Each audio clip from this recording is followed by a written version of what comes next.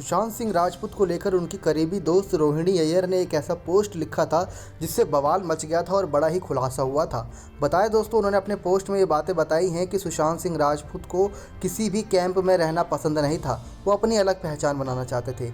उसने उनकी पार्टियों को मना कर दिया था और लॉबी को ठुकरा दिया था। उसके पास अपना खुद का एक एम्पायर था।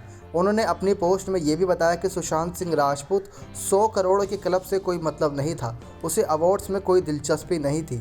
बस एक ऐसी फिल्म करना चाहते थे जो काफ़ी खास बन जाए उनकी ज़िंदगी के लिए। सुशांत सिंह राजपूत को लेकर उनकी दोस्त रोहिणी अय्यर ने अपने पोस्ट में लिखा कि यह अब कहना पड़ेगा कि मेरा बेस्ट फ्रेंड अब नहीं है। इस बात को स्वीकार कर पाना काफ़ी मुश्किल है, लेकिन सोशल मीडिया खोलने पर मुझे काल्पनिक कहानी बनाने वाले और बेचने वाले नज़र आ रहे हैं। विक्रेता जो अपने काम को प्रमोट करने वाले एजेंडा पर नज़र आ रहे हैं। सबसे पहले तो उसे फ़र्क नहीं पड़ता था फेम और ओपिनियन से।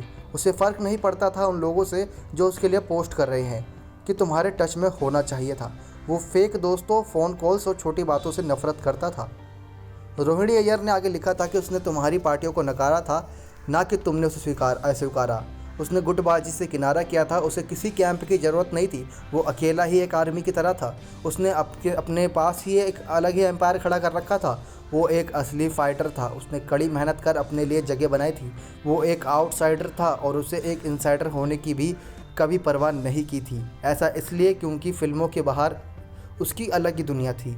फिल्म इंडस्ट्रीज उसकी ज़िंदगी का छोटा हिस्सा था। इसके बाहर उसकी कई दुनिया थी।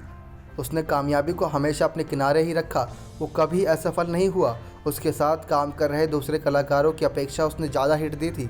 उसने कभी 100 करोड़ क्लब की परवाह नहीं की।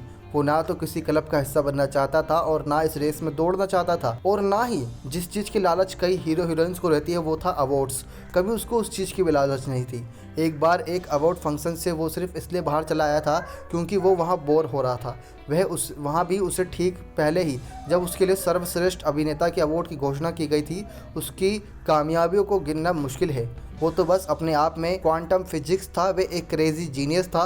वह अपनी ही अलग कविताएं लिखता था, गिटार बजाता था, वह दोनों हाथों से लिख सकता था। अगर आप उसके बारे में बातें करना चाहते हैं तो उनके जीवन को सेलिब्रेट करें। यही दोस्तों खास बात है सुशांत सिंह की, जो लगातार आप सभी तक हम पहुंचा रहे हैं। नेक्स्ट 9 लाइफ की रिपोर्ट।